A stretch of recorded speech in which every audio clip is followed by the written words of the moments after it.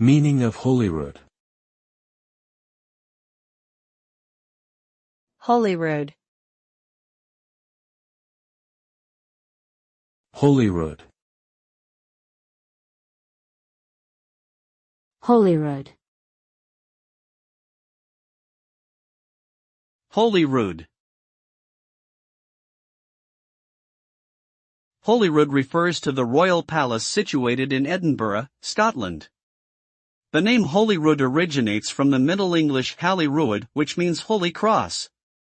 According to legend, in 1128, King David I saw a vision of a holy cross while hunting in the woods near Edinburgh. In honor of this vision, he founded an abbey at the site. Over time, a palace was built adjacent to the abbey and it became the primary residence of the kings and queens of Scotland. Today, Holyrood Palace is still used by the British monarch for official events during visits to Scotland.